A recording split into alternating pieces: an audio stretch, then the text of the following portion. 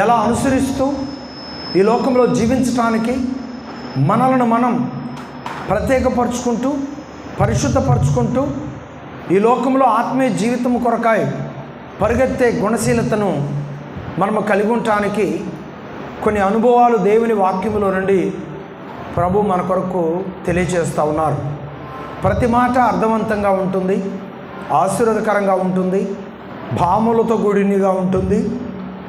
ఆలకించండి, దైవ జ్ఞానాన్ని సంపాదించుకొని దేవుని ప్రణాళికలో ముందుకు కొనసాగవలసిందిగా కోరుతున్నాను. మొదటిది మత్తయి సువార్త 10వ అధ్యాయం 16వ వచనంలో నుండి ఈ మాటలు నేను మీకు తెలియజేయాలని సిద్ధపడి ఉన్నాను. మత్తయి సువార్త 10వ అధ్యాయం 16వ వచనం. ఇదిగో తోడేల మధ్యకు గొర్రెలను పంపినట్లు నేను మిమ్మల్ని పంపుచున్నాను. కనుక పాము వలె వివేకము కలిగి ఉండుము, పావురము వలె నిష్కపటమై ఉండండి అని చెప్పి ప్రభువైన యేసుక్రీస్తు వారు తెలియజేస్తూ ఉన్నారు. ఈ మాటలు ఎవరికి తెలియజేశారంటే తన యొక్క శిష్యులకు తెలియజేస్తూ వచ్చారు. సమాజంలోనికి మీరు వెళ్తున్నారు, పాము లక్షణాలు మంచివని నేను చెప్పట్లేదు, కానీ దానికి ఉన్నటువంటి టెక్నాలజీ అది ఉపయోగించుకుంటుంది. అదేంటంటే వివేకం, పసికట్టటం, ఏం జరగబోతుందో ముందుగానే పసికట్టటం, ఎలా తన యొక్క పంజాను తను అనుకున్న వాటి విధానంలో నెరవేర్చాలో తనను తాను నిపుణతలోనికి నడిపించుకోవటం. ప్రియులరా, నిజమే, వివేకం తను అనుకున్న దానిని సాధించడంలో వివేకం కలిగి ఉంటుంది. అది మంచిదైనా చెడ్డదైనా. ఒకరోజు అపవాది ఎవరు రూపంలో వెళ్తే అవ్వను తన వైపు మళ్లించుకోవాలో వివేచనతో పాము ఆకారంలోనికి వచ్చేసి దేవుని ఆజ్ఞ ప్రకారం మంచి ఫలాలు భుజిస్తూ హ్యాపీగా దేవునితో సహవాసము కలిగి నడుస్తూ ఉన్నటువంటి అవ్వ జీవితంలోనికి అపవాది సాతాను పాము రూపంలో ప్రవేశించింది. అంటే పాము వెళ్ళి తనలోనికి ప్రవేశించలేదు, కానీ పాము ఆకారంలో వచ్చి తనతో మాట్లాడటము ప్రారంభించింది. మీరు ఆ పండు తినొచ్చు కదా, ఆ పండు మేము తినకూడదు, దేవుడు తినొద్దని చెప్పాడు. అవునా? దేవుడు మిమ్మలను గొప్పగా ఫలింపజేయటానికి ఇష్టం లేదు. ఆ పండు మీరు తింటే మీరు కూడా ఆయనలా ఉంటారు, అందునిమిత్తమై ఆ పండు మీరు తినొద్దని దేవుడు చెప్పాడు. ఓహో, దేవుడు మమ్మలను అణిచివేయాలని చూస్తున్నాడా? అలాగైతే మేము అణిచివేయబడము, మేము అణిచివేసిన విధానంలో ఉండము, మేము గొప్పగా ఎదుగుతాం, దేవునికి తెలియకుండానే మేము ఎదుగుతాం అనే భావన అవ్వమ్మ కలిగి ఉన్నది. ఆ భావనలోనికి అవ్వమ్మను తీసుకొచ్చింది ఎవరు? సాతాను పాము రూపంలోనికి వచ్చి ఆ భావనలోకి అవ్వమ్మను నడిపించిన విధానం ఇక్కడ మనం గమనిస్తున్నాం. చూడండి ప్రియులరా, సాతాను మాటలు ఎలా ఉన్నాయి? పోనీ సాతాను మాటలు నువ్వు వినటానికి ఆ సాతాను అయినటువంటి ఆ పాముతో నీకు ఎన్నాళ్ళ నుంచి సహవాసం ఉంది? ఒకసారి ఆలోచించండి. ఎక్స్పీరియన్స్ ఏంటి? మీ సహవాసపు అనుభవంలో ఒకరినొకరు అర్థం చేసుకున్నారా? కొన్ని జంతువులు ఉంటాయి, అడవిలోనేమో మృగాలుగా ఉంటాయి, వాటిని మనుషులు పెంచుకుంటే పెంపుడు జంతువులుగా మారిపోతాయి. పులులు కూడా మనుషులతో స్నేహం చేస్తాయి, సింహాలు కూడా మనుషులతో స్నేహం చేస్తూ ఉన్నాయి, పాములు కూడా మనుషులతో స్నేహం చేస్తూ ఉన్నాయి. కానీ వెంటనే స్నేహం అవ్వవు. బాల్యదినముల నుండి వాటిని వారు మచ్చిక చేసుకొని పెంచుకోవటం ద్వారా వాటి గుణాన్ని మనుషులు ఎరుగుదురు, మనుషుల గుణాన్ని అవి ఎరుగుదురు. కనుక అక్కడ ఒక అనుబంధం ఏర్పడుతుంది. ఈరోజు ఒక స్నేహం ఏర్పరచుకోవటానికి అది జంతువు అయినా మనిషి అయినా మనకు అపాయమా మనకు ఉపాయమా అనే ఆలోచన జంతువుకు ఉంటుంది, అలాగే మనిషికి కూడా ఉంటుంది. ప్రియులారా, అర్థం చేసుకోవాల్సిందిగా కోరుతున్నాను. స్నేహాలు ఈరోజు ఎంత ప్రమాదంగా ఉన్నాయి. ఒకసారి దేవుని వాక్యం చదువుకుందామా? బైబిల్స్ ఓపెన్ చేయండి. సామెతల గ్రంథము 26వ అధ్యాయము 24వ వచనాన్ని ఒకసారి మనం చదువుకుందాం. కొన్ని రిఫరెన్స్ కూడా మీకు ఇవ్వబడతాయి. అలర్ట్గా ఉండండి రిఫరెన్స్ అందించడానికి. అమ్మ మైక్ తీసుకోండి. అయ్యా, పగవాడు పెదవులతో మాయలు చేసి అంతరంగములో కపటము దాచుకొనును. ఎగ్జాక్ట్లీగా ఈ సంభాషణలో ఈ విధానాన్ని మనం గమనిస్తున్నామా లేదా? పగవాడు ఎలా ఉంటాడు? చదవండి. పగవాడు ఎలా ఉంటాడు? పగవాడు పెదవులతో మాయ చేస్తాడు, మాటల ద్వారా ఆకర్షించుకుంటాడు. కానీ అది నిజమని మనం నమ్మితే ఉరిలోనూ వలలోనూ మనం పడిపోయినట్టే. ఈ విషయాల్లో మనం మెలకువ కలిగి ఉండాలి. ఒక్కోసారి నువ్వు నమ్మకంగా ఉంటావు, కానీ నువ్వు నమ్మకం లేనట్టుగా అపవాది నీలో ఆలోచన కలిగిస్తుంది. నీకు మంచి మార్గమే భవిష్యత్తులో దేవుడు సిద్ధపరుస్తున్నాడు, కానీ ఇక నాకు మంచి మార్గం లేదేమో, నా బ్రతుకులో శాశ్వత జీవం లేదేమో, నేను ఎంచుకున్న మార్గం క్రమమైనదే, కానీ ఆ క్రమమైన మార్గంలో నేను ఎందుకు నిలబడలేకపోతున్నానో, ఇక నా స్థితి ఇలాగే ఉంటుందేమో, మనకై మనమే అపవాది ఇచ్చిన ఆలోచనతో కృంగిపోవటానికి, నలిగిపోవటానికి ప్రయత్నం చేస్తూ ఉంటాం. ఇది అపవాది ఆలోచన. నా దేవుడు నమ్మదగిన వాడు, నా పట్ల సిద్ధపరిచిన దేవుడు, నా పట్ల ఆయన సిద్ధపరిచిన ప్రణాళిక నాకు ఇవ్వకుండా ఉండడు. నన్ను మర్చిపోయే దేవుడు కాదు, నన్ను ప్రేమించే దేవుడు అనే ధైర్యం ఈరోజు మనం కలిగి ఉండాలి. ఎవరో వచ్చి 4 మాటలు చెప్పటమే ఆ మాటలే మంచివి, ఆ మాటలే గొప్పవి అని ఒకవేళ నీలో నీవు ఆలోచన చేసుకుంటూ మోసపోతున్నావా? జాగ్రత్త. ఏమండి, ఇలా పరిచయం అవుతారు, అలా 4 మాటలు చెప్పడంతోనే ఆ మాటలే గొప్ప అని ఫీల్ అవుతారు. ఈ విధానం ఎవరిలో నెరవేరిందండి? పాము అవ్వ విషయంలో నెరవేరింది. అలా వచ్చింది, 4 మాటలు చెప్పింది, వాళ్ళ కొరకు దేవుడు సిద్ధపరిచిన ప్రణాళిక అంతా బూడిద పాలు చేసింది. దేవుడెప్పుడూ మంచివాడు, దేవుడెప్పుడూ ప్రేమ కలిగిన వాడు, దేవుడెప్పుడూ తన భక్తులైన వారి ఎడల తన కృప చూపించేవాడు. అందుకే పగవాడు లెక్కలేనన్ని ముద్దులు పెడతాడు, ప్రాణ స్నేహితుడు గాయపరుస్తాడు. ఎందుకో తెలుసా? ఒక మాట నీకు చెప్పినప్పుడు ఆ మాటను వినకపోతే మంచి స్నేహితుడు నీకున్నాడు అనుకోండి, ఆ స్నేహితుడు ఏం చేస్తాడు? ఉదాహరణకి కొన్ని మాటలు చెప్తున్నా వినండి. 2 స్నేహితులు ఉన్నారు. వారు ఏదో దూర ప్రాంతం వెళ్ళారు, ఏదో అఫీషియల్గా చదువుకోవటానికో లేకపోతే ఏదైనా ఒక ఉద్యోగాన్ని ఎత్తుక్కోవడానికో వెళ్ళారు. వారికి అది అవ్వలేదు, ఉద్యోగం అవ్వలేదు, చదువు అవ్వలేదు, కానీ జల్సాగా డబ్బులు అవసరమవుతున్నాయి. కనుక ఒకటికి ఆలోచన వచ్చింది. ఎరా, నాకు ఒక ఆలోచన వచ్చింది, నేను వెళ్ళి దొంగతనం చేద్దాం అనుకుంటున్నా, డబ్బులు సిద్ధపరచుకొని జల్సాగా మన అవసరాలు తీర్చుకోవాలని ఆలోచిస్తున్నాను రా అని చెప్పాడు అనుకోండి. ఈ వింటున్న స్నేహితుడు మంచివాడైతేనేమో అతనికిచ్చే సమాధానం ఒక రకంగా ఉంటుంది, చెడ్డవాడైతేనేమో తనతో ఏకీభవించే విధానము ఒక రకంగా ఉంటుంది. చూడండి, చెడ్డవాడు అనుకోండి, సరేరా అలాగే చెయ్యి అంటాడు.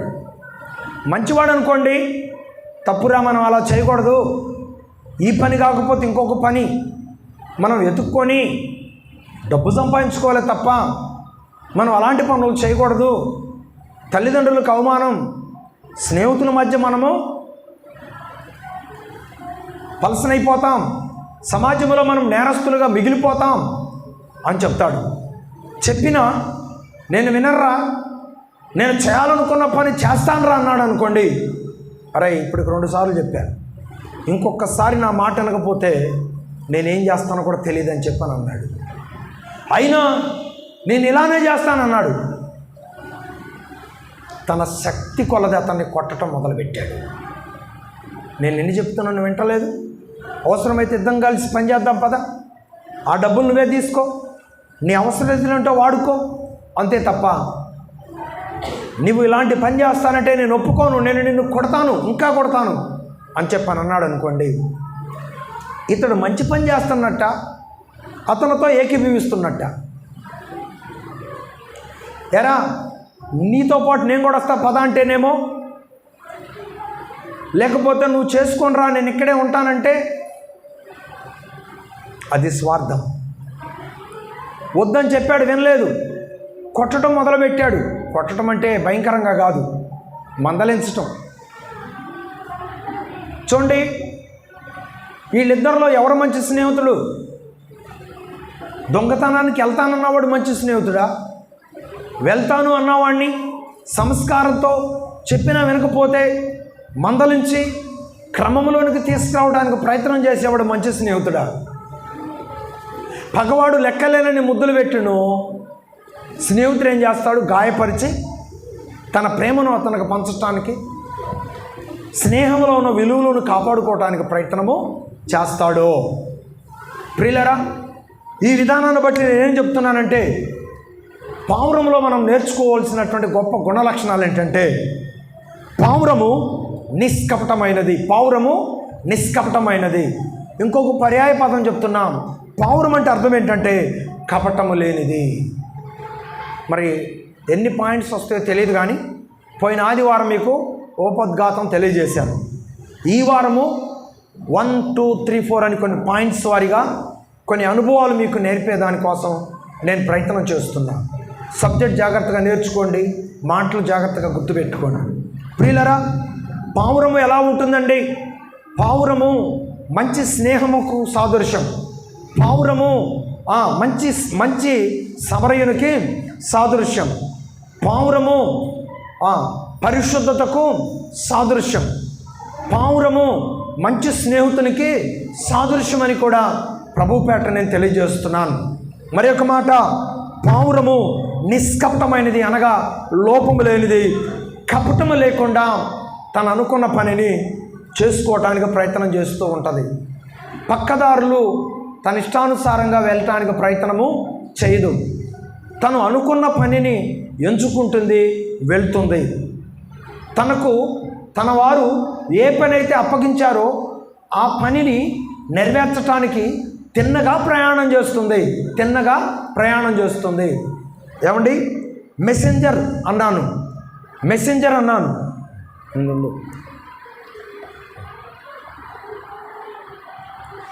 అనగా సమాచారమును తీసుకువెళ్ళేదిగా ఉంటుంది. రాజుల కాలంలో ఇక్కడ నుండి ఒక వర్తమానాన్ని మరొక రాజ్యానికి పంపించాలంటే పావురాళ్ళు ఆ యొక్క లేఖలు తీసుకొని వెళ్ళాయి. ఆ లేఖలు తీసుకొని వెళ్ళేటప్పుడు ఎక్కడికైతే ఆ పావురం ఆ లేఖను తీసుకెళ్లాలో అక్కడికే తీసుకెళ్ళిద్దా? ఆ కోట మీద వాలుకుంటా వెళ్ళిద్దా? ఖచ్చితంగా ఆ పావురమును ఏ కోట యొద్దకు పంపించాలనుకున్నారో ఆ కోట యొద్దకే తీసుకెళ్తుంది. కానీ కాకి స్వభావం అలా కాదు, మర్చిపోతుంది. ఎక్కడ శవాలు కనపడితే అక్కడ మర్చిపోతుంది. అందుకే నోవాహు అనే ఓడలో నువ్వు కాకివా పౌరానివా, నువ్వు కాకివా పౌరానివా. ఒక అద్భుతమైనటువంటి పాట వివరణ ఉంది. ఆ పాట 20 నిమిషాలు పట్టింది పాడితే. దేవుని చిత్తమైతే వచ్చే ఆదివారము ఆ పాట పాడతాను. ఇప్పుడు నేను ఎంచుకున్న సబ్జెక్టు పక్కకి వెళ్ళిపోద్ది అనమాట. మీకు అందించాల్సింది నేను అందించలేను. చాలా మంచిగా ఉంటుంది ఆ పాట. ఈ కాకి కపటము కలిగింది, పావురము ఏ కపటము లేనిది, ఎంచుకున్న మార్గంలో, చూపించిన మార్గంలో ప్రయాణం చేయటానికి ఎప్పుడూ ముందుంటుంది. కాకి మర్చిపోతుంది, తనకు నచ్చినట్లుగా ప్రవర్తించటానికి ఇష్టపడుతుంది. అందుకే దేవుని బిడ్డలారా, మనం ఎలా ఉండాలి? మంచి స్నేహితుడు వలె ఉండాలి. ఈరోజు నేను మీకు తెలియజేస్తున్నటువంటి విషయాలు ఏంటంటే, బైబిల్లో కూడా చెడ్డ స్నేహితులు ఉన్నారు, స్నేహంలో కపటాన్ని చూపించే వాళ్ళు ఉన్నారు, అవకాశం కోసం స్నేహం చేసేవాళ్ళు ఉన్నారు, అవకాశం వచ్చినప్పుడు తన అనుకున్న పనిని నెరవేర్చి అక్కడి నుంచి వెళ్ళిపోయేవారు చాలామంది ఉన్నారు. నేను పాత నిబంధనలో ఒక ఉదాహరణ చూపిస్తాను, కొత్త నిబంధనలో ఒక ఉదాహరణ చూపిస్తాను. మొదటిగా క్రొత్త నిబంధనలో చూపిస్తాను. చూడండి, 2 సమూయేలు గ్రంథము 13వ అధ్యాయము 3వ వచనాన్ని చదువుకుందాం. 2 సమూయేలు గ్రంథము 13వ అధ్యాయము 3వ వచనాన్ని మనం ఈ సమయంలో గమనిద్దాం ప్రియులారా. అంటే మన స్నేహం ఎలా ఉండాలి? కపటం లేనిదై ఉండాలి. ఇందాక నేను ఒక ఉదాహరణ చెప్పాను.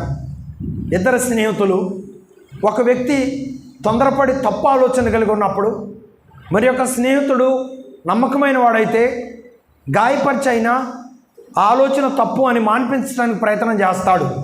నమ్మకం లేనివాడైతే ఇతనికి ఏదో కలిగిన ఆలోచన బాగుంది, ఇంకొంచెం అతనికి కొన్ని అనుభవాలు నేర్పి దొంగతనంలో నిపుణులు చేయాలనే ప్రయత్నం చేస్తాడు. అలాగే ప్రియులారా, మంచివాడు చెడ్డవాడు ఇద్దరు స్నేహితులైతే ఎవరి అవకాశం కోసం వారు ప్రయత్నాలను కొనసాగిస్తూ స్నేహం చేస్తూ ఉంటారు. అదే జరిగింది ఇక్కడ. ఎవరిళ్ళు, ఎలాంటి స్నేహం? ఇందులో మనం నేర్చుకోవాల్సినటువంటి ఆత్మీయ జ్ఞానం ఏంటి? 2 సమూయేలు గ్రంథం 13వ అధ్యాయం 3వ వచనం. దావీదు ఎలాంటి వాడంట? బహు కపటము గలవాడై అతడు రాజకుమారుడు అయినా చదువుకున్న తర్వాత ఆ స్టోరీ వివరంగా నేను చెప్పాలనుకోవటం లేదు. ఎవరికి వాళ్ళు పర్సనల్గా చదువుకోండి, ఆ స్టోరీ మీకు అర్థమవుతుంది. ఈరోజు నేను మీకు చెప్పాలని, ఈ అంశంలో నుండి, ఈ వచనంలో నుండి నేను మీకు చెప్పాలని, తెలియచేయాలని మరి సిద్ధపడిన విషయం ఏంటంటే కపట స్నేహం. కపట స్నేహం. చూడండి, ఇద్దరు స్నేహితులు ఉన్నారు. ఒక స్నేహితుడి పేరు యెహోనాదాబు, ఇంకొక స్నేహితుడి పేరు అమ్నోను. అమ్నోను ఎవరు? ఒక రాజకుమారుడు. యెహోనాదాబు సిమియా కుమారుడు. వీళ్ళిద్దరు కూడా స్నేహితులు. వాస్తవంగా వీళ్ళ స్నేహం ఎలా ఉండాలి? చాలా గొప్పగా ఉండాలి. బైబిల్లో మంచి స్నేహితులు ఉన్నారు. ఎవరెవరు? దావీదు యోనాతాను. దావీదు యోనాతాను వీళ్ళు మంచి స్నేహితులా, చెడ్డ స్నేహితులా? ఏమండి, దావీదు హృదయం యోనాతాను ఎరిగి ఉన్నాడు, యోనాతాను హృదయం దావీదు ఎరిగి ఉన్నాడు. యోనాతాను రాజకుమారుడు, దావీదేమో ఒక గొర్రెల కాపరి, ఎన్నిక లేనివాడు, యోగ్యత లేనివాడు, అర్హత లేనివాడు, విలువ లేనివాడు. కానీ వారు మనసులు కలిశాయి. వాళ్ళ స్నేహభావం బహు అద్భుతంగా ఉంది, సమాజానికి ఒక ప్రయోజనకరంగా ఉంది. కానీ యెహోనాదాబు అమ్నోను స్నేహం సమాజానికి ఏమి నేర్పుతుంది? ఇలాంటి స్నేహం దుర్మార్గమైన స్నేహం అని ఈ స్నేహం తెలియజేస్తూ ఉంది. ఏంటో తెలుసా? స్నేహితులు అంటే ఎలా ఉండాలో తెలుసా? ఒకడు పడిపోతుంటే చెయ్యి పట్టి ఇంకొకడు అతన్ని నిలబెట్టే విధంగా ఉండాలి. అదే స్నేహం అంటే. దేవునికి స్తోత్రం. ఆ స్నేహభావం మొదటిగా దేవునికి ఉంది. ఆ స్నేహభావం తర్వాత ఆ దేవుని యందు భయభక్తులు కలిగిన వారు కూడా ఆ స్నేహభావాన్ని కలిగి ఉండాలని దేవుని వాక్యం తెలియజేస్తారు. కొంతమంది దేవుని బిడ్డలుగానే ఉంటారు, కృంగదీస్తారు. మాటల ద్వారా మనుషులను కృంగదీస్తారు, స్వార్థంగా మాట్లాడతారు, కఠినమైన స్వభావాన్ని కలిగి ఉంటారు. అలాంటి వారు బ్రతికుండగానే వాళ్ళ మారు మనసు పొందటం మంచిది, వాళ్ళ మనసు మార్చుకోవటం మంచిది. అలా లేకపోతే పరిచర్య చేసిన వ్యర్థమే. ఏమండి, దేవుని బిడ్డలం అనే సాక్ష్యాన్ని సమాజానికి తెలియజేయటం కూడా వ్యర్థమే. ఒక ఉన్నతమైన వ్యక్తులను నేను కలిగి ఉన్నాను, వారితో నేను స్నేహం కలిగి ఉన్నానని సమాజానికి పరిచయం చేసుకోవటం కూడా అవమానకరమే. ఎందుకంటే మనలో ఒక మంచి లక్షణము, ఒక మంచి స్నేహభావము లేనప్పుడు క్రియలు లేని విశ్వాసము మృతముగా పరిగణించబడుతుంది. ప్రియులారా, అర్థం చేసుకుంటున్నారని నేను నమ్ముతున్నాను. అమ్నోనికి ఒక చెడ్డ తలంపు వచ్చింది. ఏంటి ఆ చెడ్డ తలంపు? సరే, ఎవరైతే ఏమి, అదిగో పలానా ఆమె మీద నాకు మనసు పడింది, నన్ను ఏం చేయమంటావు అనేటువంటి ఒక సలహా అమ్నోను ఎవరిని అడిగాడు? యెహోనాదాబును అడిగాడు. వీళ్ళిద్దరు స్నేహితులు కదా. ఆమె ఎవరు? ఇంట్లో వ్యక్తి. చెడ్డ తలంపుకు సమాధానం చెప్పేది వేరు, మంచి తలంపుకు సమాధానం చెప్పేది వేరు. మంచి కోసం ఒక దెబ్బ కొట్టి ఒక గాయం చేసినా తప్పులేదు, కానీ చెడ్డ మనసుతో నువ్వు మంచి చేసినా దానివల్ల నీకు ప్రయోజనమే ఉండదు. ఇక్కడ మనం గమనించినట్లయితే అమ్నోనుకు ఒక చెడ్డ తలంపు వచ్చింది. సరే, ఆ చెడ్డ తలంపును తనలో పెట్టుకోకుండా స్నేహితులకు చెప్పుకోవాలనుకున్నాడు. అందుకే గుర్తుపెట్టుకోండి ప్రియులారా, స్నేహితులు మంచివాళ్ళు అయి ఉండాలి. మరి నువ్వు ఏర్పాటు చేసుకున్న స్నేహితులు మంచివాళ్ళా కాదా? దయచేసి అర్థం చేసుకోండి. వెంటనే స్నేహితుడికి చెప్పినప్పుడు స్నేహితుడు కూడా ఎవరిని మంచి సలహా ఇవ్వాలా లేదా? కానీ ఈ స్నేహితుడు మంచి సలహా ఇవ్వకుండా ఏ సలహా ఇస్తున్నాడో తెలుసా? ఓహో, నీకు ఆ తలంపు ఉందా, ఆమె పట్ల నీకు ఆలోచన ఉందా, అట్లయితే ఆ ఆలోచన నెరవేరాలంటే నేను రోగి అయి ఉన్నాను, నా ఎందుకు రావలసిందిగా, నా రోగములో నుండి ఉపశాంతి కలిగించవలసిందిగా నువ్వు ఆమెను ఆహ్వానించడానికి ప్రయత్నం చేయి. ఇలాంటి సలహాలు ఇవ్వటం ప్రారంభించాడు. అయ్యో నువ్వు రాజకుమారుడివి, అమ్మా వినండి, అయ్యో నువ్వు రాజకుమారుడివి, ఇలాంటి తలంపులు నీకు రావటం ఏంటి? దయచేసి నీ తలంపులు మార్చుకో, లేకపోతే నువ్వు ఉరుకమ్మకి ఎక్కుతావు, లేకపోతే నీవు చెడ్డసాక్ష్యం సంపాదించుకుంటావు, లేకపోతే నీ కుటుంబం బజారు పాలవుతుంది. ఆ న్యూసెన్స్ ఆలోచన ఎందుకు వచ్చింది నీకు? సరే, ఇక నుంచి అయినా ఆ ఆలోచనలో నుండి నీవు విడుదల పొందు. నో కాదు, నేను విడుదల పొందలేను అన్నాడు అనుకోండి, ఈపి మీద పెట్టో చెంప మీద పెట్టో 4 పీకులు పీకే హక్కు ఎవరికి ఉంటుందండి? స్నేహితుడికి ఉంటుంది. ఎందుకంటే అతను రాజకుమారుడు అవ్వచ్చు, ఇతని స్థానం కొద్దిదవ్వచ్చు, కానీ స్నేహం దగ్గర డబ్బు, పేదరికం, రాజరికం, కులం ఇవన్నీ కూడా ఏమీ ఉండవు ప్రియులారా. స్నేహం అంటే అలా ఉంటుంది. అతను తొందరపాటు నిర్ణయాలు తీసుకుంటున్నప్పుడు అతనిని గద్దించి మార్గంలో పెట్టాలా, అతను తప్పుట ఆలోచనకు ఇంకొంచెం ప్రోత్సహించాలా? యెహోనాదాబు ఏం చేశాడు? కపటము గలవాడై, దాని కొరకు ఈ యొక్క మాటలు మీకు తెలియజేయటం జరుగుతుంది. ఇతను కపటమైన స్వభావం కలిగి ఉన్నాడా, మంచి స్వభావం కలిగి ఉన్నాడా? అందుకే మేలు చేసేవాడు గాయాలు చేసినా పర్వాలేదు, కానీ నీకు అపాయము చేసేవాడు నీ నోటికి తీపినిచ్చినా సరే నువ్వు దాన్ని పొందుకోవటానికి ప్రయత్నము చెయ్యొద్దు.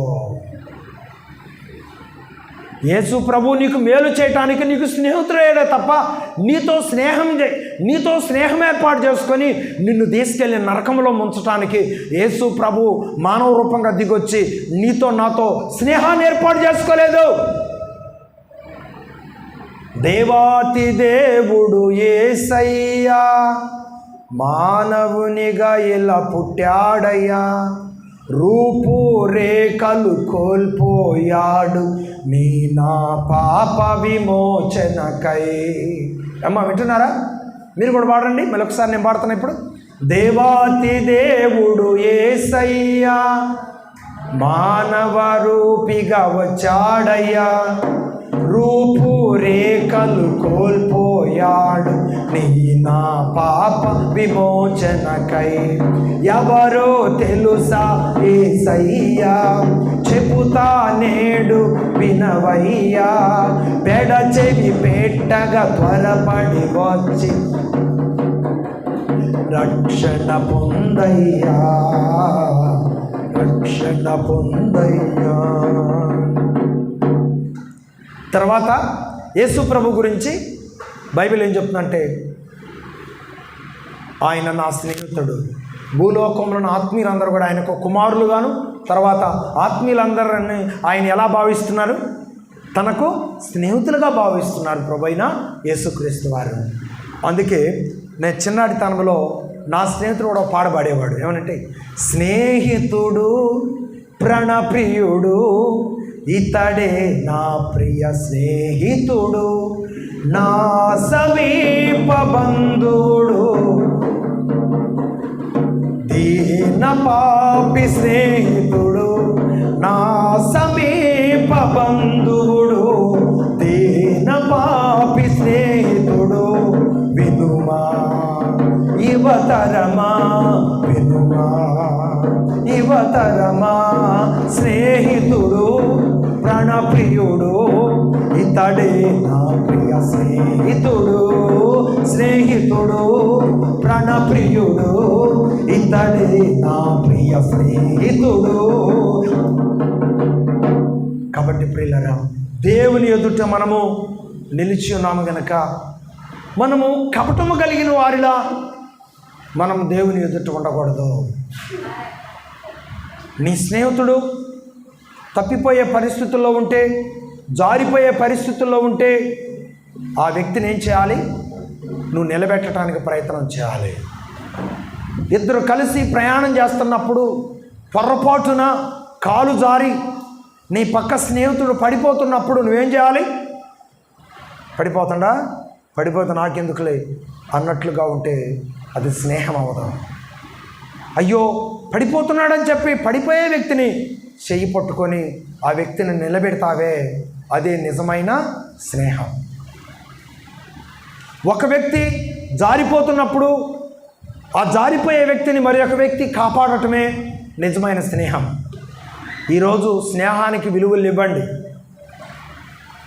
చూడండి, కపటతో కూడిన స్నేహం ఉరిలోనూ ఉచ్చులోకి తీసుకెళ్తుంది. మనస్ఫూర్తిగా దేవుని ప్రేమతో నింపబడిన స్నేహం ఏం చేస్తుంది తెలుసా? నువ్వు ఎంచుకున్న మార్గమే కరెక్ట్ అనుకుంటే ఆ మార్గము తప్పని ఎరిగినటువంటి స్నేహితుడు 2 దెబ్బల కొట్టైనా ఆ మార్గము తప్పు అనే విధానం నీకు తెలియజేయటానికి ప్రయత్నము చేస్తాడు. కాబట్టి ప్రియులరా, ఇక్కడ అమ్నోనుకు చెడ్డ తలంపు వచ్చింది. తప్పు నాయనా, నీ తలంపులు మార్చుకోమని చెప్పి ఆ వ్యక్తికి జ్ఞానముతో మంచి మాటలు చెప్పవలసినటువంటి వ్యక్తి ఆ వ్యక్తి చెప్పిన మాటకి ఏకీభవించి ఆ వ్యక్తికి ఇంకొంచెం లేనిపోని విషయాలు నేర్పుతూ ఉన్నాడు. అంటే తన ఉద్దేశం ఏంటి? ఇతడు రాజకుమారుడు కదా, వాడే పోతాడులే, వాడే చెడ్డోడైపోతాడులే, చివరికి ఆ రాజరికానికి అతను అర్హుడు కూడా కాకుండా పోతాడులే అనే తలంపు. అంటే ఇప్పుడు ఈ స్నేహంలో ఏముందో చెప్పండి? కపటం ఉందని చెప్పండి. వీళ్ళిద్దరి స్నేహంలో ఏముందండి? కపటం ఉంది. ప్రియులరా, ఈ స్నేహం మంచిది కాదు. యోనాతాను దావీదు స్నేహంలో ఏముంది? ప్రేమ ఉంది, ఆశీర్వాదం ఉంది, మాదిరి ఉంది. ఎన్నోసార్లు సౌలు దావీదును చంపడానికి ప్రయత్నం చేస్తూ ఉంటే సౌలు ఆ ప్లానింగ్ అంతా కూడా, మాట్లాడే ప్లానింగ్ అంతా కూడా తన కుమారుడు విని దావీదుకు తెలియజేసేవాడు. ఈరోజు ఫలాని కాడికి నువ్వు వెళ్ళొద్దు, అక్కడ మా నాన్న నిన్ను చంపివేయాలనే ప్రయత్నము చేస్తున్నాడని చెప్పి ముందుగా ఇన్ఫర్మేషన్ ఇచ్చేవాడు. అక్కడికి రాకుండా జాగ్రత్త పడేవాడు. ఎవరో? దావీదు. దావీదునే కనుక లేకుండా చేసుకోవాలనుకుంటే దావీదుకు ఏ మంచి విషయాలు చెప్పుకుంటే చాలు, దావీదు చనిపోతాడు. కాబట్టి ప్రియులరా, కపటము లేని స్నేహం దావీదు యోనాతాను స్నేహం. కపటము కలిగిన స్నేహం అమ్నోను యెహోనా దాబు స్నేహం. వీటి విషయాల్లో మనం ఎలా ఉన్నామో దయచేసి ఆలోచించవలసిందిగా నేను మనవి చేస్తున్నాను. అలాగే ప్రియులరా, కొత్త నిబంధనలోకి వచ్చేసరికి ఒక కుమారుడు తండ్రి యొద్ద ఆస్తి అంతా దోసుకొని ప్రయాణమై దూర ప్రాంతానికి వెళ్తే చాలామంది స్నేహితులు పోగయ్యారు. ఆ స్నేహితులందరూ మంచి స్నేహితులా, కపటమైన స్నేహితులా? తప్పిపోయిన కుమారుడికి ఏర్పరచబడినటువంటి స్నేహితులంతా కూడా కపటమైన స్నేహితులా, మంచి స్నేహితులా? కపటమైన స్నేహితులు తన యొద్ద ఆస్తి ఉన్నంత సేపు అందరు కూడా ప్రాణ స్నేహితులుగా పెంచారు. తన వద్ద ఆస్తి లేదు, ఇంకా ఏ డబ్బులు లేవన్నప్పుడు అతనికి కనిపించకుండా ఎక్కడోళ్ళు అక్కడ ప్రక్కకు వెళ్ళిపోయారు. ప్రియులైన వారు ఎవరండి? కపటమైన స్నేహితులు. అయ్యో అతని యొద్ద ఉన్నప్పుడు మనం తిన్నాం, కనీసం అతనికి ఆహారమైనా పెడదాం అనే ఆలోచన వారిలోనికి లేదంటే వారి యొక్క స్నేహం మంచి స్నేహము కాదు. కనుక ప్రియులారా, స్నేహం చాలా విలువైనది. ఈ లోకములో ఎవరి స్నేహమైనా ఏదో ఒక రోజు మనలను అపాయంలోనూ ఉచ్చులోనుకు తీసుకెళ్తుందేమో, కానీ దేవుని స్నేహం మాత్రం మనల్ని ఎప్పుడు నష్టపరచడానికి ప్రయత్నము చేయదు. ఆ స్నేహం దేవునితో మనం ఎల్లప్పుడూ కొనసాగించాలంటే మనం ఎలాంటి మనసు కలిగి ఉండాలి? అంశంలో మాట చెప్పండి. ఎలాంటి మనసు కలిగి ఉండాలి? మనం నిష్కపటమైన మనసు కలిగి ఉండాలి. అలాగే కపటము లేని మంచి మనసు మనము కలిగి ఉండాలి. పౌర్ణము లాంటి మంచి కల్మషము లేని స్వభావాన్ని మనము కలిగి ఉండాలి. అలాగే మనం దేవునితో ఉన్నప్పుడు, దేవునితో స్నేహాన్ని ఏర్పరచుకున్నప్పుడు దేవుడు తప్పకుండా ఆయన మనతో ఉంటాడు. ఆయన ప్రేమ ఎలాంటిదో తెలుసా? ఆయన స్నేహం ఎలాంటిదో తెలుసా? లోకములో దేనితో పోల్చలేనిది. ఆమేన్. దేవునికి స్తోత్రం. ఎవరితో పోల్చలేనిది, లోకముతో పోల్చలేనిది ఆ మహిమ కలిగినటువంటి స్నేహం. ప్రార్థించకపోయినా పలకరిస్తూ ఉంటాడు, మాట వినకపోయినా మాట్లాడుతూ ఉంటాడు. ప్రార్థించకపోయినా పలకరిస్తూ ఉంటాడు, మాట వినకపోయినా మాట్లాడుతూ ఉంటాడు. ఎందుకింత ప్రేమ నాపై యేసయ్యా, ఎందుకింత జాలి నాపై యేసయ్యా, ఎందుకింత ప్రేమ నాపై యేసయ్యా, ఎందుకింత జాలి నాపై యేసయ్యా. ఏ రుణమో ఈ బంధమో నా ప్రేమమూర్తి, దాచలేను నీ ప్రేమను. ఏ రుణమో ఈ బంధము నా ప్రేమమూర్తి, దాచలేను నీ ప్రేమను. అది యేసయ్య ప్రేమ, అది యేసయ్య స్నేహం. ఆయన మనతో స్నేహాన్ని ఏర్పాటు చేసుకున్నాడంటే ఆయన మనల్ని ఎప్పుడూ మోసం చేయాలని ప్రయత్నం చేయడు. మనము ఆయనను త్రోసివేయాలని ప్రయత్నం చేసినా మనలను ఆయన త్రోసివేయడు. ఎప్పుడూ తనతో ఉండాలని, ఎప్పుడూ తనతో కలిసి ఉండాలని, ఎప్పుడూ తనతో నడవాలని, ఎప్పుడూ తనతోనే యుగయుగాలు జీవించాలని కోరుకునే దేవుడు మన ప్రభు అయిన యేసుక్రీస్తు వారు. కానీ కొంతమంది ప్రభు యేసుక్రీస్తు వారితోనే స్నేహం చేసి కపట ప్రేమతో ఆయనను మరణానికి అప్పగించిన మహానుభావులు మానవ రూపంతో ఉన్నారు. ఎవరు చెప్పండి? ఎవరు చెప్పండి? యేసు ప్రభువుని ప్రాణంగా ప్రేమగా ప్రేమించినట్టే ప్రేమించి ఆయన లోతులన్నీ తెలుసుకొని వెండి నాణ్యాలకు యేసు ప్రభువునే అమ్ముకున్నాడు శిష్యుడు కానీ స్నేహితుడు కానీ. ఆయన పేరేం పేరు? యోధా ఇస్కరియోతు. ప్రియులను గమనించండి, యోధా ఇస్కరియోతు చెడ్డ మనసు యేసు ప్రభువుకు ముందుగా తెలుసు. అయినప్పటికీ కూడా యేసు ప్రభు యోధాను ప్రేమించాడే తప్ప యోధాను శపించలేదు. వాని క్రియల చొప్పున వానికి ప్రతిఫలం వస్తుందని చెప్పి తెలియజేసిన వాక్య ప్రకారం అతని యొక్క చెడ్డ మనసు, కల్మషమైన మనసు శిక్షకు గురి చేసిందే తప్ప దేవుడు మాత్రం అతను శిక్షకు గురి చేయలేదు. ఇది దేవుని మనస్సు. కాబట్టి ప్రియులారా, తప్పిపోయిన కుమారుడు, చెడ్డ స్నేహితులు, కల్మషం కలిగిన వారితో స్నేహం. యెహోనాదాబు, అమ్నోను, యెహోనాదాబు అనేటువంటి ఒక చెడ్డ స్నేహితులతో స్నేహం ఏర్పాటు చేసుకున్నాడు. ఈరోజు నీ స్నేహం ఎవరితో? ఈరోజు కపటము కలిగిన వారితోనా, కపటము లేని వారితోనా? ఒక్కసారి ఆలోచించవలసిందిగా ప్రభుపేట నేను తెలియజేస్తున్నాను. ఏమండి, కపటము కలిగిన వారు కూడా ఏ కపటము లేని వారిగా నీ మేలు కోరుతున్నట్లుగా వాళ్ళు ఆశించింది నీ యొద్ద నుండి పొందుకునే వరకు నటిస్తారు.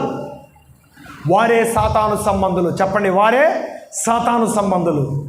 ఎవరెవరు ఈ విధంగా వారి యొక్క ఆ స్నేహాన్ని కొనసాగించడానికి ప్రయత్నం చేశారంటే, మొదటిగా నేను చెప్పాను, పాము అవ్వ, అపవాది అవ్వ. కపటముతో అవ్వను మోసం చేయటానికి ప్రేమను పంచింది. ఆమె మేలు కోరినట్టుగా మాట్లాడింది, దేవుడు ఆమెకు అన్యాయం చేస్తున్నట్లుగా మాట్లాడింది. ఆ మాటల్లోనే, ఆ కపటములోనే అవ్వను పాము అపవాది మోసం చేసిందన్న సంగతి తెలుసుకోలేకపోయింది. ఎప్పుడు చేసుకుంది? ఏదోను తోటలో నుండి వెలివేయబడిన తర్వాత తెలుసుకుంది. ఇంకా పోవటానికి ఏమైనా అవకాశం ఉందా? అందుకే అపవాది ఎలా ఉంటుంది? ఎప్పుడు వివేకం కలిగి ఉంటుంది. అపవాది ఎలా ఉంటుంది? ఎప్పుడు ఎవరిని మిరుగుదామా, ఎవరిని గలిబీలు చేద్దామని తన ప్రయత్నంలో తను ఎప్పుడూ ముందుంటుంది. ప్రియులారా, దానిని మనం గ్రహించాలంటే మనం దేవుని మాట విని దేవునితో మన స్నేహాన్ని ఎల్లప్పుడూ భద్రం చేసుకోవటానికి ప్రయత్నము చేయాలని ప్రభుపేట నేను తెలియజేస్తున్నాను. దేవుని స్నేహం కపటం లేనిది, అపవాది స్నేహం కపటం కలిగింది. ఈరోజు లోకంలో చాలామంది మన దగ్గర ఏదో ఆశించి స్నేహం చేస్తారు. తనకు అనుకున్నది సాధించుకున్న తర్వాత మనలను దూరం చేసుకుంటారండి. నేను అప్పుడప్పుడు చెప్తా ఉంటా, పుట్టగొక్కులు వ్యాపారం చేయాలి, ఏం చేయాలని ఆలోచన చేస్తున్నప్పుడు ఒక వ్యక్తి దగ్గర ఇన్ఫర్మేషన్ ఉందని తెలుసుకున్నాను. అతని దగ్గరికి వెళ్ళాం. అతను నాతో స్నేహం చేసినట్టుగా నటించాడు. అక్కడికి తీసుకెళ్ళాడు. అంటే నేను మంచివాణ్ణి అని నా ద్వారా అతను అనిపించుకోవటానికి చాలా ప్రణాళికలు చేశాడు. చివరికి ఇంటికి తీసుకెళ్ళాడు. నీలాంటి మంచి స్నేహితుడు నాకుంటాం, నాకు చాలా సంతోషం అన్నాడు.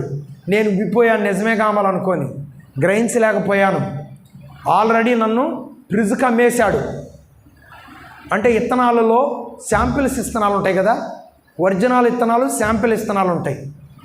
ఏమండి, నేను డబ్బుతో కొనుక్కుంటే నాకు ఒరిజినల్ ఇత్తనాలు వచ్చాయి. కానీ ఒరిజినల్ ఇత్తనాలకు సంబంధించిన డబ్బు వాళ్ళిద్దరు పంచుకున్నారు. శాంపిల్ ఇత్తనాలు నాకు ఇచ్చారు. తీరా వచ్చి ఇత్తనాలు మట్టిలో వేసి చెత్తలో వేసి 3 నెలలు పెంచిన తర్వాత బూజు తప్ప మొలకలు రావట్లా. పొడకొక్కుల పెంపకం. అప్పుడు జగన్నాథం గారి ఇంటి ఎదురుగా క్వాంటోలు ఇల్లు తీసుకొని పెద్ద ప్రాజెక్టు పెట్టాను. కానీ చెడ్డ స్నేహితుడు ఏం చేశాడు? కల్మషము కలిగినటువంటి వ్యక్తులు ఏం చేశారు? మోసం చేశారు. వాడు అనుకున్నది సాధించిన తర్వాత ఇక ఫోన్ స్విచ్ ఆఫ్. ప్రియులారా, లోకంలో ఉన్నవారు అందరూ మంచివాళ్ళే అనుకుంటాం. కానీ లోకంలో ఉన్నవారు మనతో స్నేహం చేయటానికి ఎందుకు ఇష్టపడతారు అంటే, మన యుద్ధం ఉన్నదానిని వాళ్ళు సాధించుకునే వరకు మనతో స్నేహం చేస్తారు. వాళ్ళు ఆశించింది మన దగ్గర నుంచి వెళ్ళిన తర్వాత వాళ్ళు మనతో స్నేహమును విడిపించుకోవడానికి ప్రయత్నం చేస్తారు. అందుకే దేవుని బిడ్డలతోనే స్నేహం చేయాలి తప్ప దేవుని బిడ్డలు లోకస్తులతో స్నేహం చేయడానికి ప్రయత్నము చేయకూడదు. గమనిస్తున్నాండి ప్రియులారా, ఈ విషయాల్లో మనం ఎక్కడున్నాం? అందుకే దేవుని బిడ్డలైనటువంటి మనందరం కూడా పాము రొమ్ము వలె ఉండాలి, నిష్కపటమైనదిగా ఉండాలి, కపటము లేకుండా ఉండాలని దేవుని వాక్యం తెలియజేస్తాము. యేసుక్రీస్తు ప్రభువారు ఎలాంటి వారండి? ఆయన యొక్క ప్రత్యేకతను గుర్తించిన వారేమో ఆయనలో ఏ కపటము లేదని సాక్ష్యం చెప్పారు. ఆయన ప్రత్యేకతను గుర్తించిన వారేమో ఆయన్ని దేంతో పోల్చారు? మీరు టకామని ఆన్సర్ చెప్పాలి. ఆల్రెడీ గతించిన వర్తమానాల్లో, మంచి సమరయుడు వర్తమానాల్లో నేను ఈ విషయాలు మీకు చెప్పాను. యేసు ప్రభు అంటే ఇష్టం లేని వారు యేసు ప్రభు గురించి ఏం మాట్లాడారు? యేసు ప్రభువు నువ్వు దయములకు అధిపతి, నీవు సమరయుడు అని చెప్పి ఆయన్ను దూషించారు. సమరయుడు అంటే చంకరజాతి వాడు, దయ్యం అంటే అపవాది. ఏమంటే యేసు ప్రభు అంటే ఇష్టం లేని యూదులు యేసు ప్రభుని ఏమన్నారు? నువ్వు చంకరజాతి వాడివి, నువ్వు సమరయుడివి, నువ్వు అపవాదివి అని దూషించారు. కానీ యేసును దగ్గరుండి చూసి యేసు దేవుడని గుర్తించిన వారు ఆ యేసయ్య గురించి ఏం సాక్ష్యం ఇచ్చారు తెలుసా? ఒక్క మాట చెప్తాను. యోహాను సువార్త 19వ అధ్యాయం, యోహాను సువార్త 19వ అధ్యాయం 4 నుంచి 6 వచనాలు. యోహాను సువార్త 19వ అధ్యాయం 4 నుంచి 6 వచనాలు ఒకసారి మీరు చదువుకున్నట్లయితే అక్కడ అర్థమవుతుంది. పిలాతు మరల వెలుపులకు వచ్చి, వినండి, పిలాతు మరలా వెలుపులకు వచ్చి, ఇదిగో ఈయన యందు ఏ దోషము నాకు కనబడలేదని మీకు తెలియనట్లు ఈయనను మీ యొద్దకు, వినండి, ఇక్కడ ఏం సాక్ష్యం వింటున్నారు? ఇక్కడ ఎవరు సాక్ష్యం ఇచ్చారు? ఎవరి గురించి ఎవరు సాక్ష్యం ఇచ్చారు? పిలాతు యేసు ప్రభు గురించి సాక్ష్యం ఇస్తున్నాడు. ఏమని? ఈయన యందు నాకు ఏ దోషము కనపడలేదు. ఆయన పట్ల అసహ్యంగా ఆలోచించే యూదులు యేసు ప్రభుని ఎలా భావిస్తున్నారు? ఈయన సమరయుడు, తర్వాత ఈయన దయ్యములు పట్టిన వాడని చెప్పి ఆయన అవమానించడానికి ప్రయత్నం చేస్తున్నారు. యేసు ప్రభువును మనస్ఫూర్తిగా నమ్మిన వారు ఆయన రక్షకుడిగా అంగీకరిస్తారు. యేసు ప్రభువును విశ్వసించిన వారు వారి ఇష్టానుసారమైన తలంపులతో వారి మాటలను మాట్లాడుతూ ఉంటారు. అందుకే ప్రియులారా, అపవాది ఎలా ఉంటుందంటే అండి, గర్జించు సింహం వలె ఎవరిని మృంగుదనా అని ఎదురు చూస్తూ ఉంటుంది. నీ మంచితనాన్ని దేవుడు చూస్తున్నాడు. దేవుడు నిన్ను చేయి వదిలిపెట్టడు.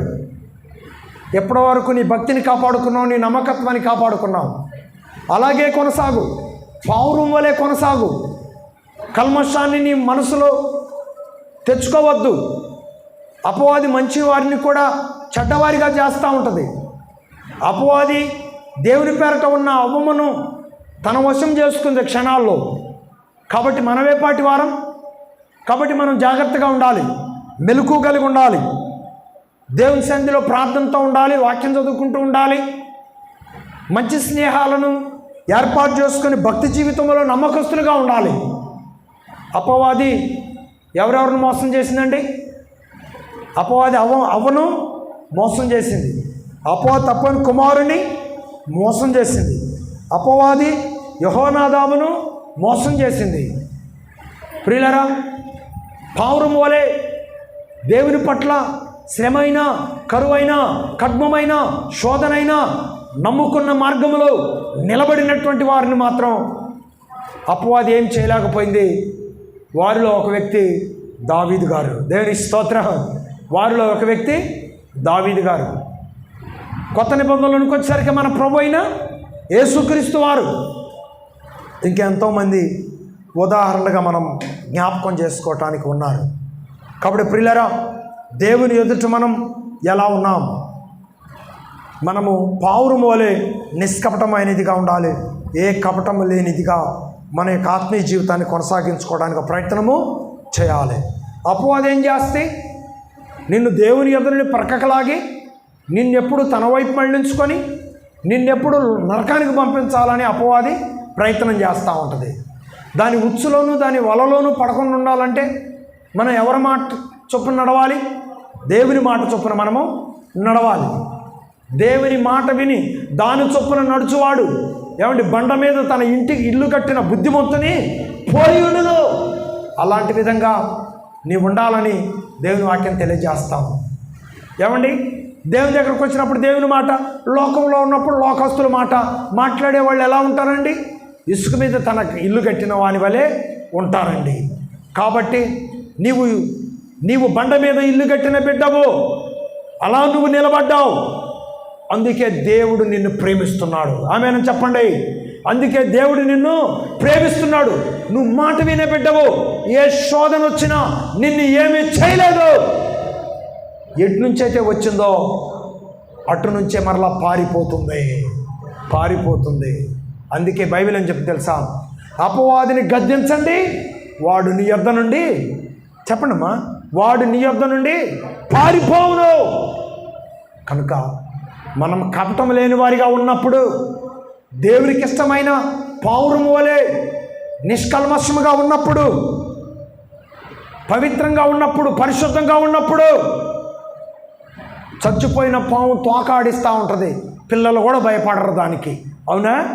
పాము తలబొడిసిన తర్వాత తోకాడిస్తూ ఉంటుంది. దాని తోకాడింపు ఎవరికి భయాన్ని కలిగిస్తుందండి? అలాగే అపవాదిని దేవుడు ఎప్పుడో సిలువలో తన తలను చితగొట్టాడు.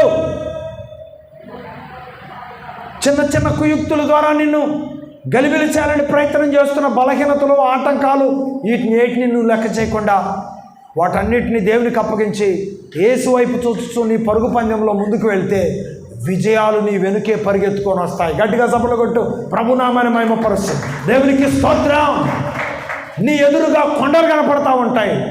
పోతా ఉంటే ఆ కొండలన్నీ వాటంతరకవే వెళ్తూ ఉన్నట్లుగా ఉంటాయి. అలాగే దేవుని ప్రణాళికలో మనము నిలిచి ఉంటే, కడవరకు నమ్మకత్వంగా ఉంటే, కపటం లేని వారిగా పావురం వలె నిష్కలంకం కలిగి ఉంటే దేవుడు నిన్ను ప్రేమిస్తాడు. దేవుని సంకల్పంలో నువ్వు నిలిచి ఉంటావు. దేవుడు నీ కొరకు, నీ కుటుంబం కొరకు సిద్ధపరిచిన పరలోకము నీ కొరకు ఎదురు చూస్తూ ఉంటుంది. ఈ విధానంలో నువ్వు నమ్మకస్తులుగా ఉండాలని ప్రభు పేరిట నేను తెలియజేస్తూ నేను ఈ మాటలు ఇంతటితో ముగిస్తున్నా. దేవుడి మాటలు దీవించునుగాక. ఆమేన్. ప్రార్థన చేసుకున్నాం. కపట సహోదరులు, కపట స్నేహితులు, మంచి స్నేహితులు, అలాగే దేవుడు మంచి స్నేహితుడు. అపవాది ఉరిలోను ఉచ్చులోను నెట్టివేసే దాని కొరకు మనతో స్నేహం కొరకు ఇష్టపడతా ఉంటుంది. అవమని ఆకర్షించింది, ఉచ్చులో పడేసింది. దేవుని ఆకర్షణతో ఉన్నంతకాలం ఏదేను తోటలో ఆనందాన్ని అనుభవించారు. అపవాది కుయుక్తికి లోబడింది, కపటోపాయంలో, మాయోపాయంలో పడిపోయింది, కృపను పోగొట్టుకుంది. కడపటి ఆదాము ద్వారా మొదటి ఆదాము ద్వారా పోగొట్టుకున్న కృపను కడపటి ఆదామైన యేసుక్రీస్తు వారి ద్వారా నీకు అనుగ్రహించాలని యేసు ప్రభు లోకంలోనికి వచ్చాడు. బాప్తిస్మం తీసుకున్నాడు. పరిశుద్ధాత్మకు సహనమైన పావురము ఆయనపై అల్లాడిందే. ఆ పావురములో ఉన్నటువంటి ఆ గుణ లక్షణాలు మనం నేర్చుకుంటూ ప్రభు సన్నిధిలో ముందు కొనసాగుతున్నాం. పావురములో ఉన్నటువంటి ఉపద్ఘాతము పోయిన వారము, ఈ వారము పావురములో ఉన్నటువంటి మొదటి లక్షణం ఈరోజు మనం నేర్చుకున్నాం. నిష్కపటమైనది. అలాగే కపటము లేనిది. మనము కూడా పావురము వలె కపటము లేని విధంగా మనం జీవించాలి. కపటము కలిగిన స్నేహితులు ఈ లోకంలో ఉన్నారు, బైబిల్లో కూడా ఉన్నారు. నేను చూపిస్తూ వచ్చాను. దేవుని ప్రేమ కలిగిన స్నేహితుడు ఎలా ఉంటాడు? దావీదు వలె ఉంటాడు, యోనాతాను వలె ఉంటాడు. కపటాన్ని చూపించేవారు అమ్నోను, యెహోనాదాబులాగా ఉంటారు. సాతాను, అవమలాగా ఉంటారు.